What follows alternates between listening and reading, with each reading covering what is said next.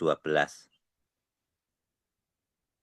Menaburlah bagimu sesuai dengan keadilan, menuailah menurut kasih setia, bukalah bagimu tanah baru, sebab sudah waktunya untuk mencari Tuhan, sampai Ia datang dan menghujani kamu dengan keadilan.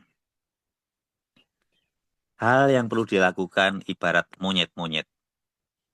Beri mereka makanan, dan mereka tidak akan pernah pulang. Mereka menempel pada Anda. Mereka mengobrol tanpa henti. Mereka bersaing untuk mendapatkan perhatian Anda. Mereka berkembang biak sampai mereka menguasai Anda. Mereka menyebabkan stres. Jika hidup Anda seperti kebun binatang, ikuti aturan pemeliharaan monyet, yaitu aturan 1. Anda bukan satu-satunya penjaga kebun binatang di dunia atau di keluarga Anda. Anda tidak harus melakukan semuanya. Untuk menunjukkan kepada keluarga Anda bahwa Anda mengasihi mereka, Anda tidak harus selalu memasak atau selalu menjadi orang yang mengurus cucian. Jika Anda berpikir bahwa Anda sangat diperlukan bagi keluarga Anda akan selalu memiliki terlalu banyak monyet. Anda harus percaya bahwa keluarga Anda bisa jalan terus tanpa Anda bekerja bagi mereka. Dorong orang lain untuk melakukan apa yang mereka mampu lakukan. Bahkan jika hal itu tidak dilakukan persis seperti yang Anda lakukan. Aturan 2. Jangan beri makan monyet orang lain. Pastikan setiap orang menjaga monyet mereka sendiri. Jangan izinkan orang lain membuang monyetnya kepada Anda. Belajarlah untuk mengembalikan tanggung jawab pada orang lain. Belajarlah untuk tidak merasa terbeban ketika menolak permintaan orang lain dan berkata, itu bukan monyetku. Aturan 3. Kendalikan populasi monyet Anda ini mungkin terdengar kejam, tetapi Anda harus membunuh yang sudah terlalu berlebih. Biarkan mereka mati kelaparan. Saya telah menemukan bahwa hal yang harus dilakukan cenderung lebih banyak, berkembang menjadi lebih banyak agar dapat sesuai dengan jumlah waktu yang Anda berikan. Itu sebabnya Anda harus memprioritaskan, menentukan apa yang benar-benar penting, dan membuat jadwal. Alokasikan hanya waktu tertentu saja untuk sesuatu proyek, dan biarkan sisanya kelaparan. Misalnya, membersihkan jendela setiap kali hujan. Belajar untuk mengatakan tidak. Aturan 4. Monyet-monyet datang melalui surat, melalui telepon, dan melalui internet. Kontrol surat Anda dengan segera membaca dan memprosesnya. Kontrol telepon dengan menggunakan mesin penjawab. Dengan cepat menjawab ya ketika seorang bertanya, apakah Anda punya waktu sebentar? Tetapi waktu di mana Anda mempunyai waktu lowong untuk menelepon, atur waktu Anda untuk internet. Aturan 5. Jangan memulai akhir pekan dengan kandang yang penuh dengan monyet. Sebaliknya, masukkan rekreasi dan keluarga dalam rencana akhir pekan Anda. Perlakukan aturan keempat dengan serius. Daripada menghabiskan sepanjang pekan Anda dengan menunda-nunda pekerjaan hingga akhir pekan tiba, rencanakan pekan Anda sehingga Anda punya waktu untuk menikmati akhir pekan. Bagaimana Anda bisa mengurangi monyet-monyet dalam hidup Anda sehingga Anda mempunyai banyak lebih waktu untuk Tuhan dan keluarga Anda? Baiklah, kita akan sharing ya, terutama pengalaman saya menghadapi monyet-monyet itu. Saya barusan melepaskan satu monyet. Yang monyet ini sangat mengganggu. Saya sudah berjanji bahwa setiap bulan saya membantu dia 200.000. Membantu ya untuk sekolah anaknya. Tetapi si monyet ini memang keterlaluan. Setiap awal bulan gitu selalu udah teriak-teriak. Minta uang itu, seolah haknya. Tapi bukan itu aja. Banyak yang dia minta. Misalnya dia ngantarkan anak sekolah. lalu terserempet motornya, kakinya lecet. Dia foto tunjukin. Om, ini lecet kaki saya. Minta uang untuk beli obat. Anaknya ulang tahun, minta dibelikan kue ulang tahun. Anaknya mau piknik sekolah, minta uang untuk ikut piknik sekolah. Anaknya harus beli buku, minta uang. Waktu pertama saya kasih 500.000, tapi saya curiga dia kasih foto kwitansi. Lalu saya tanya pada teman-teman yang lain, oh ternyata banyak yang dimintai. Oh dia pinter. Caranya begitu dia akan lebih kaya dari kita karena dia minta dari banyak orang. Lalu mau naik kelas, ganti buku, ganti seragam, minta juga. Akhirnya saya bilang, banyak orang yang mau minta bantuan sama saya. Jadi mulai sekarang saya tidak akan ngasih Anda lagi. Meskipun dia meraung-raung, akhirnya sekarang sudah tidak pernah minta bantuan lagi. Monyet satu hilang, monyet yang lain memang muncul. Bentuknya macam-macam. Ada orang yang selalu mengeluh, mengadu, nggak punya pekerjaan, orang tuanya sakit. Sampai saya datang ke rumahnya, lalu akhirnya saya bantu beberapa kali untuk beli sembako, untuk beli makan, dan seterusnya. Tapi ya itu, kayak mau bergantung aja. Akhirnya tega nggak tega ya saya lepaskan. Nah, si monyet ini tidak mengganggu lagi. Saya tidak tahu ya, selalu datang monyet-monyet itu. Ada seorang yang datang, dia sebagai penginjil literatur, mau ketemu saya, mau ngobrol sama saya. Lalu saya bilang, ini ada acara gereja ini di Pas Pampres, bukaan tahun baru. Udah ketemu di sana aja, kita ngobrol.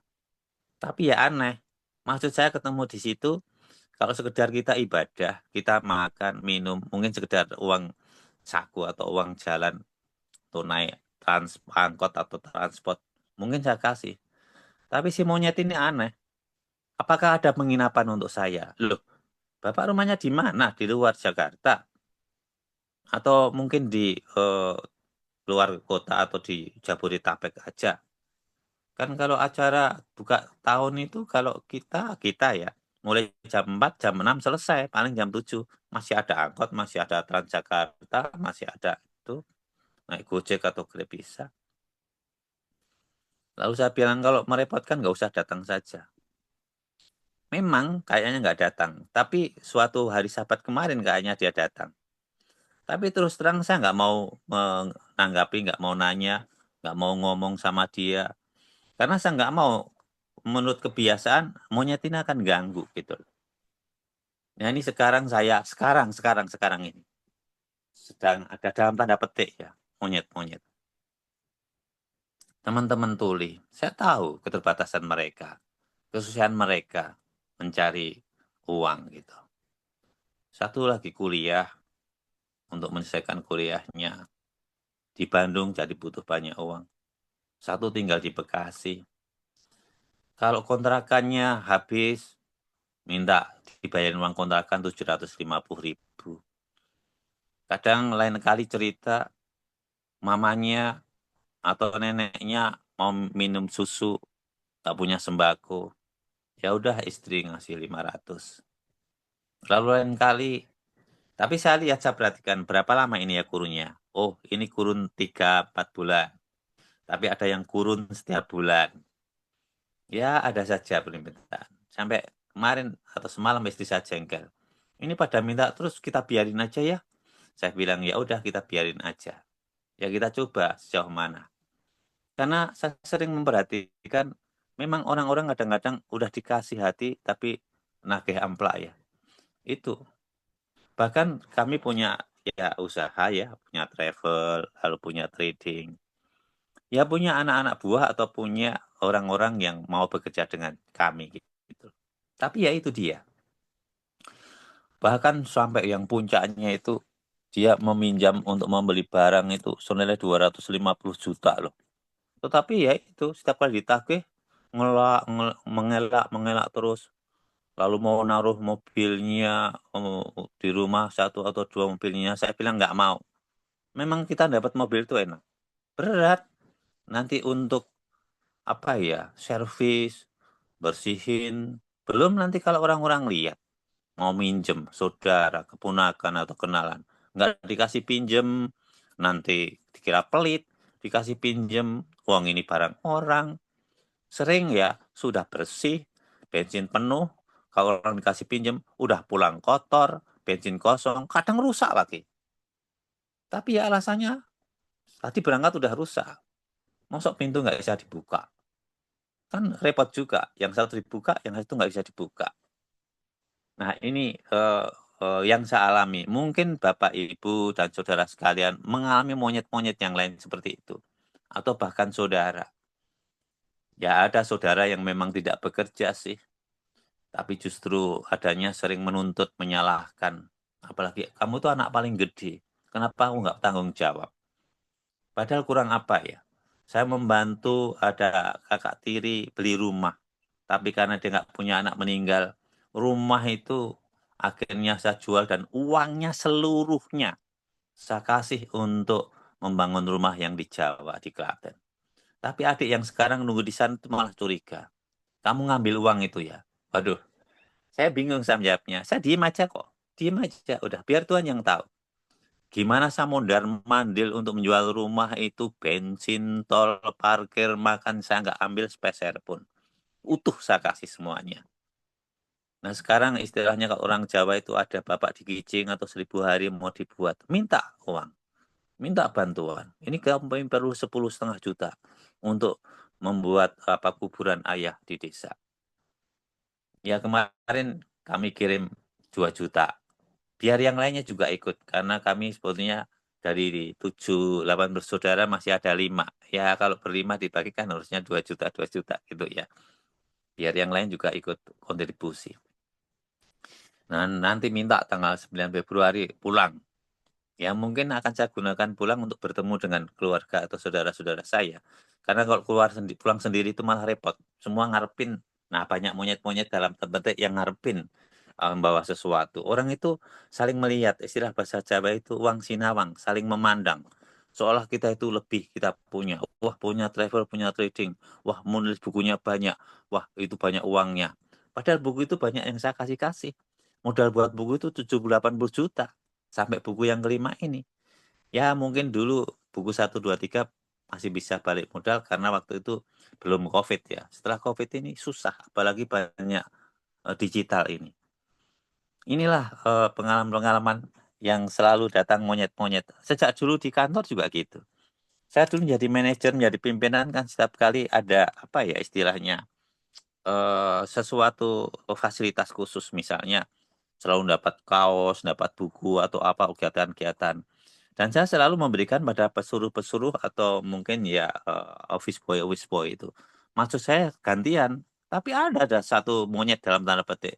Setiap kali selalu ke kamar saya, ke ruangan saya selalu bilang, nanti kaosnya untuk saya. Loh kan terserah saya yang punya saya. Ya saya mau baginya maunya ganti-gantian. Memang kadang seperti itu. Nah, sekarang ini saya alami juga tetangga. Ada tetangga. Setiap kali saya pulang, ya mungkin kesalahan saya juga anak-anaknya saya kasih makanan atau kalau misalnya ada pertemuan bawa nasi kotak atau apa saya kasih gitu loh. Tapi ya itu setiap kali pulang sering udah pada datang ngerubungin soal minta sesuatu. Ya kadang-kadang saya kasih, kadang-kadang jengkel juga, kadang-kadang ya terus langsung saya menutup pintu. Memang kadang-kadang monyet itu muncul dari kesalahan kita. Kalau kita bantu orang. Di tempat saya itu, di Komplek Kodam ini, ada satu monyet yang selalu minta-minta. Dan memang belum pernah saya kasih sama sekali. Karena nanti sekali kasih akan datang. Sering ke rumah minta. Bawa barang macam-macam mau dijual, saya nggak pernah mau beli.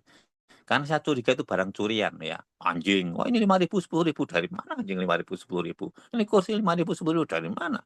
Saya nggak pernah mau beli. Ya, pot bunga atau bunga, tanaman bunga. Nah, inilah yang mengganggu. Mungkin Bapak Ibu, saudara-saudara sekalian yang ada di sini juga mengalami monyet-monyet itu.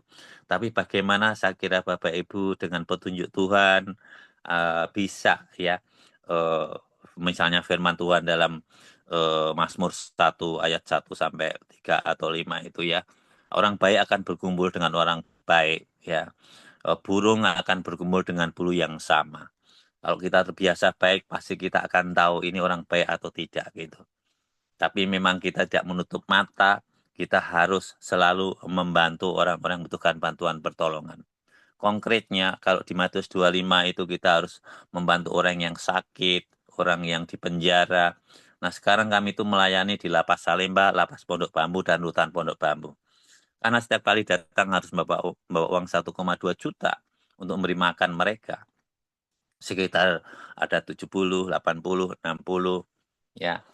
Ya, akhirnya gereja nggak mampu kalau tiga-tiganya, akhirnya di drop satu yang di rumah tahanan negara, salah satu Pondok Bambu. Tapi mereka itu suka minta saya ngasih firman di sana, karena katanya bahasanya enak, mudah dimengerti, sehingga banyak mereka meminta kehadiran saya. Kemarin tanggal 9 Januari, hari Kamis lalu, saya lihat karena ada 88 orang, lalu ada pemerintah bantu 25 Alkitab, lalu saya mencoba mencari bantuan 50 Alkitab. Lumayan mahal loh ya Alkitab itu. Kalau harganya sekitar 100 sampai 200 ribu ya udah berapa juta itu ya. 5 sampai 10 juta. Tapi puji Tuhan, dengan kemurahan Tuhan lewat Pendeta Happy Butar-Butar, Direktur SPP Pelmas, bisa ada 40 di sana sebetulnya jatah untuk tahun 2024. Berarti masih bisa dipakai karena itu tahun lalu. Lalu lewat Mas Andi Nainggolan, Direktur ABC Advent Book Center, ada 10. Dan mereka suka cita, mereka mau menerima Alkitab itu, bahkan yang sudah membaca Alkitab selesai, istilahnya follow the Bible, membaca dari Kejadian sampai Wahyu selesai, itu kami beri sertifikat follow the Bible 2024. Kemarin ada 5, puji Tuhan. Sementara di gereja saya pelopori ada 2, salah satunya saya. Maka saya juga menekankan calon master guide ada 5 yang menjadi murid saya untuk selesai semua membaca Alkitab. Dan mereka juga kami bagi buku tentang harapan terakhir, ditulis di saat COVID, supaya hati-hati kalau sekarang ini akan ada wabah yang baru, mungkin Dokter John lebih tahu ya, virus. Ya, meskipun untuk anak-anak atau orang tua harus waspada ya. Kemudian juga kami bagikan penuntun membaca Alkitab, jadi kalau sehari itu cuma sekitar 3, 4, 5, atau 2 bab aja menurut panjang pendeknya. Itu setahun bisa selesai, atau istilahnya dalam tanda petik khatam. Nah, itu kita kasih penghargaan. Nah, itu pun kami nggak dapat bantuan. Tapi ya lucu juga. Mungkin Bapak Ibu dari sini termasuk Krista yang sering mendapatkan kiriman foto-foto gambar saya, kegiatan saya. Ada yang mungkin nggak suka, ada yang jengkel, ada yang marah, ada yang caci maki, saya biarin. Itu tergantung kan ya. Mau menerima dengan baik, itu terserah. Tapi ada loh yang menerima dengan baik. Loh, Pak Danang banyak pelayanan. Berarti butuh dana. Ada seorang ibu dari Amerika akhirnya mengirim 1 juta yang kemarin bisa digunakan untuk pelayanan di rutan Pondok Bambu. Dan ada yang dari Bandung mengirim 500.000. Dan dari Jakarta ada yang mengirim 500.000. Bukan saya minta-minta, saya hanya ngirim kabar ini pelayanan saya. Memang kita harus melayani Tuhan, membawa kabar sukacita sebelum Yesus datang yang kedua kali. Jadi Tuhan selalu membukakan jalan.